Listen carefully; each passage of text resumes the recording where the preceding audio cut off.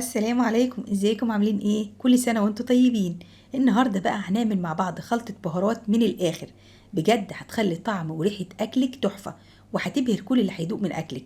بس قبل ما نبدأ الفيديو ما تنسوش تعملوا لايك للفيديو علشان نوصل لأكتر عدد من الناس، ويا ريت تشيروا الفيديو لكل حبايبكم. هنسمي الله، والبهارات اللي هنحتاجها عبارة عن 3 عيدان قرفة، ربع كوباية من كل حاجة روزماري، فلفل اسود، كبابة صيني، كوباية كاملة ورق لورا، ربع كوباية زعتر، حبهان، كمون، كزبرة ناشفة، زر الورد، معلقة كبيرة كركم، ومعلقة كبيرة جنزبيل بودر، ومعلقة كبيرة قرنفل، وواحدتين جوز الطيب، ونص معلقة صغيرة مستكة. هجيب طاسة وهنزل بالبهارات علشان اديها تحميصة سريعة. اهم حاجة ننقي البهارات وننضفها كويس جدا من اي حاجة موجودة فيها. ان شاء الله هكتب لكم كل المقادير في صندوق الوصف تحت الفيديو. هضيف كل البهارات ما عدا القرفة وجوز الطيب، هكسرهم الاول قبل ما اضيفهم على البهارات علشان نحافظ على سلاح المطحنة. تمام.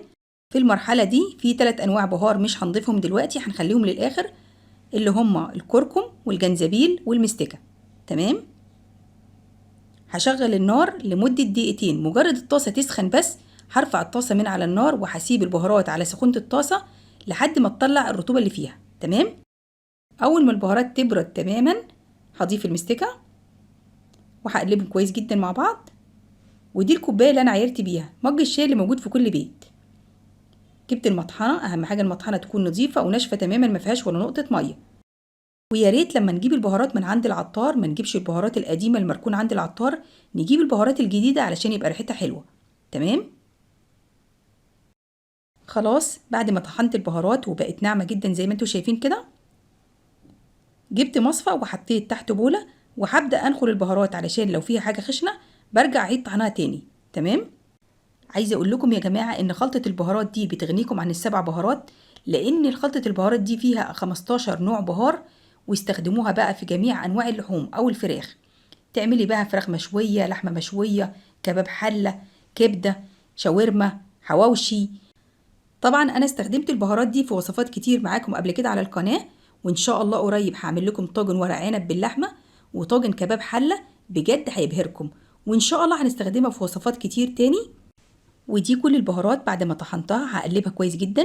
عايزه اقول لكم وانا بطحن البهارات ريحتها كانت قلب البيت. جبت برطمان محكم الغلق، ولازم ومهم جدا يكون محكم الغلق، مغسول كويس جدا ومتصفي ومتعقم. مجرد ما احط البهارات في البرطمان هقفل البرطمان كويس جدا علشان تفضل البهارات محتفظه بريحتها. يا ريت تجربوا البهارات دي في اكلكم وتكتبوا لي في الكومنتات رايكم فيها ايه. اتمنى لو عجبكم الفيديو لايك وشير للفيديو علشان نوصل لاكبر عدد من الناس، ولو لسه ما اشتركتوش في القناه اكيد يسعدني اشتراككم ووجودكم في قناتي. اشوفكم على خير ومع السلامه.